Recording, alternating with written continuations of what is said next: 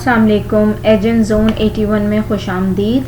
आज हम Montessori preparatory week 8 करेंगे। जैसे कि आप लोगों को मालूम है कि हम बहुत रैपिड लर्निंग कर रहे हैं, तो इसलिए कुछ चीज़ें ओब्वियसली बच्चों को आती हैं और कुछ चीज़ों को हमें थोड़ा सा एक तरीके से इन्फोर्स करना है, उनको रिवाइज़ की ज़रूरत है। तो इंशाल्लाह बच्चे उसे जल्दी से पिक कर लेंगे। टॉपिक की तरफ चलते हैं। 30 सितंबर के अंदर हमने इंग्लिश ऐसे राइटिंग रखी है माई सेल्फ। फिर हमारे पास मैथ्स में वर्ड प्रॉब्लम्स हैं और उर्दू में सब्जियों की तस्वीरें, तोड़िए जोड़िए, एनिमल्स एंड देयर फूड्स हैं। कॉम्प्रीहेंशन तो आपको पता है कि अपलोड होती है संडे को, तो आपने वो देखना है। और रिवीजन आपने मंडे ट्यूसडे को अब तक का जितना काम है उसका करना है। तो चलें सबसे पहले ऐसे राइटिंग पे चलते हैं। माई सेल्फ का मतलब है अपने बारे में बताना या अपने बारे में कोई बात करनी। ठीक है, तो सबसे पहले जो बच्चे को आपने बताना है कि वो सबसे पहले क्या चीज़ डिस्कस करेंगे, नेम। सेकंड सेंटेंस में एज। फिर आप ये बताएंगे, अगर हम सिर्फ मॉन्ट की तैयारी के लिए बात करें तो नेम, एज, उसके बाद क्लास आ जाएगी एंड देन स्कूल। ठीक है, फिर वो अपने सिबलिंग्स बताएंगे या आप सिबलिंग्स पहले बता दें। ठीक है, और उसके बाद favourite colour, food, things, favourite जो भी चीज़ है वो आप बताएंगे। और अगर आपने इसको थोड़ा सा और अपग्रेड करना है तो आप हॉबीज़ बता सकते हैं, फादर मदर का नाम बता सकते हैं, उनका ऑक्यूपेशन बता सकते हैं। ये आपके बच्चे के ऊपर है कि वो इसको कितना ग्रास्प करता है। तो सबसे पहले नेम आ जाएगा, माय नेम इज़ हिना। ठीक है, अच्छा यहाँ पे ध्यान रखना है, बच्चों को लाजमी ये बात बतानी है, बल्कि मैं अपना नाम लिखूंगी तो फिर वो बच्चों के हिसाब से नहीं रहेगा। My name is Sana. Okay, तो नाम कैपिटल होना चाहिए, स्टार्टिंग कैपिटल होना चाहिए। ठीक है, तो आई एम ऑलमोस्ट 6 ईयर्स के होते हैं, 6 years old. I live in Karachi.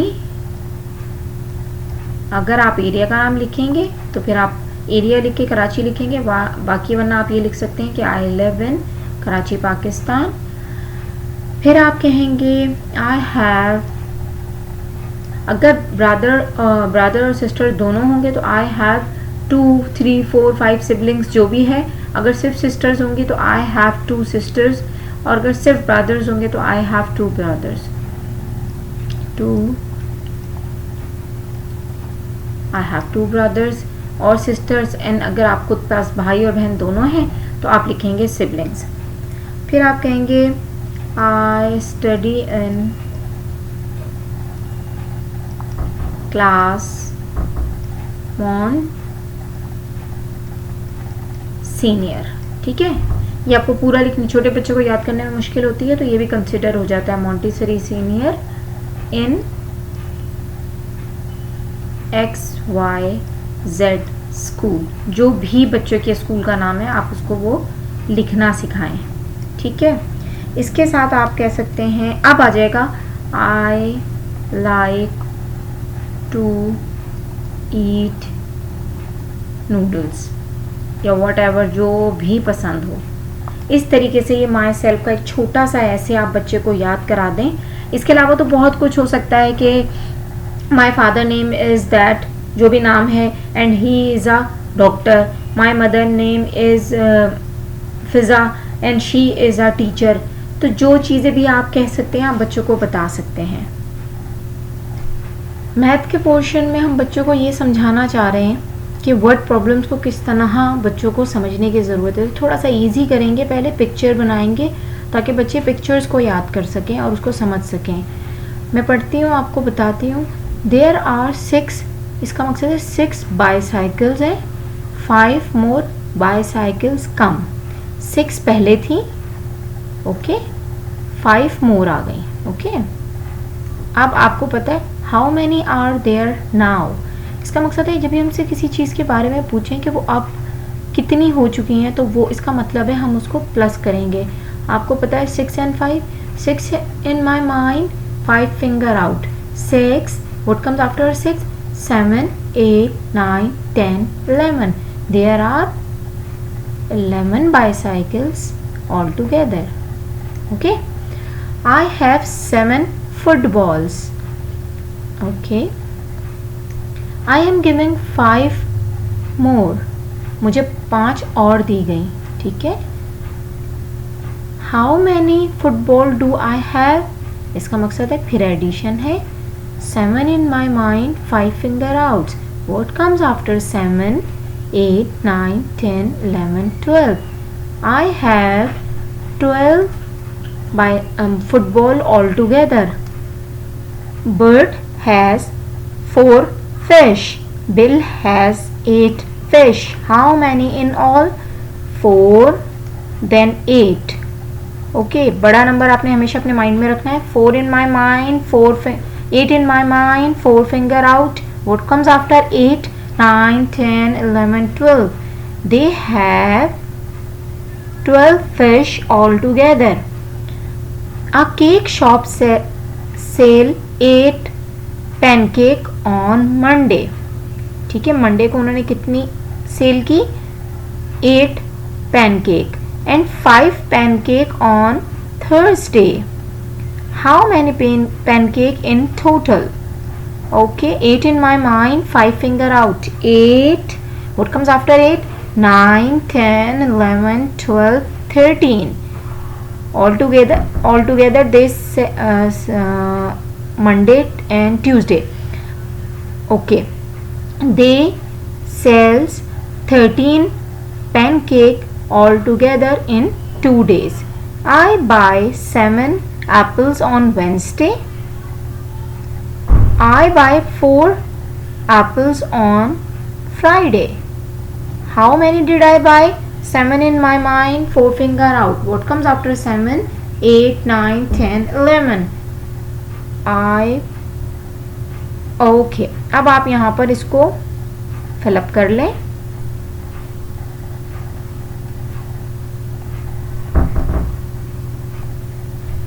बच्चे को एक क्लियर आइडिया दें, उसके बाद हम इनको पढ़ना भी बता देंगे। Bicycle, football, fish, pancake and Apple.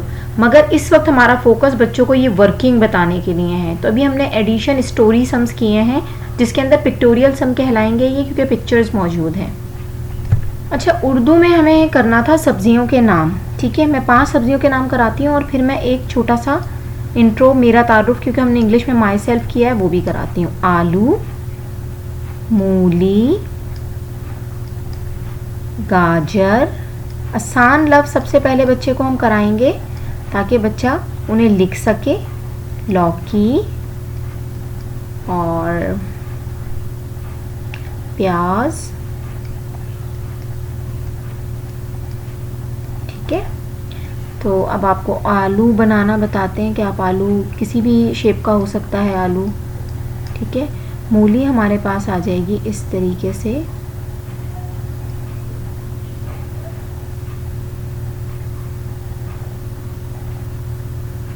तो मूली के जो होते हैं वो पत्ते छोटे होते हैं। ठीक है, और उसके अंदर हमारे इस तरह की लाइंस होती हैं। ठीक है, गाजर के अंदर हमारे पास लाइंस भी डिफरेंट होंगी, इस तरह लाइन होंगी हमारे पास, और पत्ते भी डिफरेंट होंगे। ठीक है, फिर इसके बाद हमारे पास लौकी है। लौकी हमारे पास 2 शेप में होती है। ठीक है, एक तो हम ये लौकी ले लेते हैं, एक हमारे पास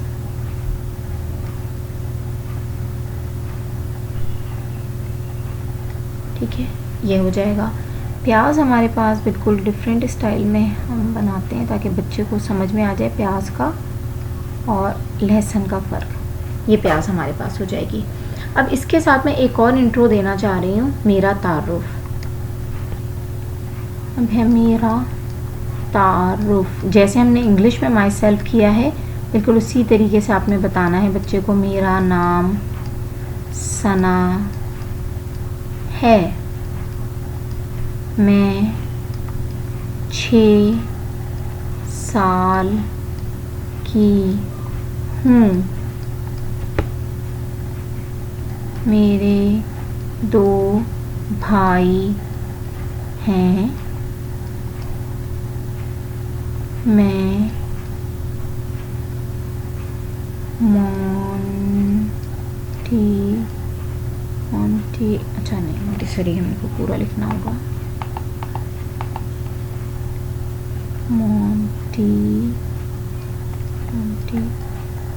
मोंटेसरी सीनियर में पढ़ती हूँ। स्कूल का नाम जो भी है आप वो लिखवा सकते हैं। मुझे नूडल्स पसंद हैं। अभी आप क्वेश्चन करके बच्चों से भी पूछ सकते हैं। उन्हें पहले आप 2-3 दिन आपका क्या नाम है वो आपको बताएगी। मेरा नाम सना है। आप कितने साल की हैं? मैं 6 साल की हूँ। आपके कितने भाई बहन हैं? मेरे 2 भाई हैं। आप कौन सी जमात में पढ़ती हैं? मैं मोंटेसरी सीनियर में पढ़ती हूँ। आपको खाने में क्या पसंद है? मुझे नूडल्स पसंद है। तो इस तरह बच्चे का एक जहन खुलता है कि उसे क्या कहना है और क्या उसकी बात का आंसर हो सकता है। अच्छा, कुछ एनिमल्स हैं जिनके मैं खाने के बारे में बता देती हूँ ताकि आप बच्चों को याद करा दें। Animals and their foods. ठीक है, तो हम खाते तो बहुत कुछ हैं लेकिन हमें वो चीज़ें बतानी है जो बच्चा फौरी याद कर ले। ठीक है, तो बेयर का, अब ऑब्वियसली बेयर हर वक्त तो हनी नहीं खाता लेकिन बच्चों के को बताने के लिए यही चीज़ ज़्यादा बताई जाती है। मंकी, बनाना। देन हमारे पास है कैट, मिल्क। अच्छा, एक चीज़ मैं आपको बताऊं कि जैसे कैट के लिए मिल्क कहा जाता है लेकिन बहुत सी कैट्स की जो स्पीशीज़ हैं वो मिल्क को डाइजेस्ट ही नहीं कर सकती, तो उसके लिए हम उनको मीट और चिकन भी देते हैं। तो ये चीज़ें थोड़ी सी ना बच्चों को बताना ज़रूरी है क्योंकि बच्चे बेचारे यही पूरी ज़िंदगी समझते हैं कि कैट जो है वो मिल्क पीती है और उसे मिल्क पसंद है। पसंद ज़रूर होता है लेकिन उसकी हेल्थ के लिए इतना अच्छा नहीं होता।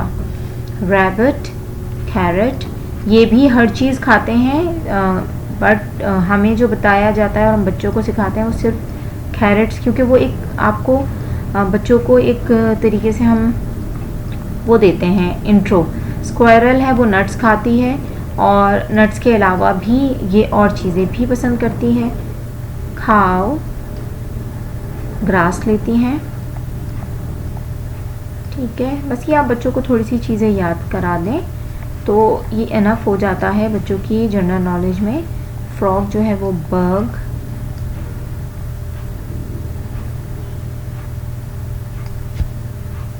एंड देन हम देते हैं डॉग। सिर्फ बोन्स नहीं खा सकता लेकिन हम बच्चों को बोन बताते हैं, उसको मीट भी चाहिए होता है।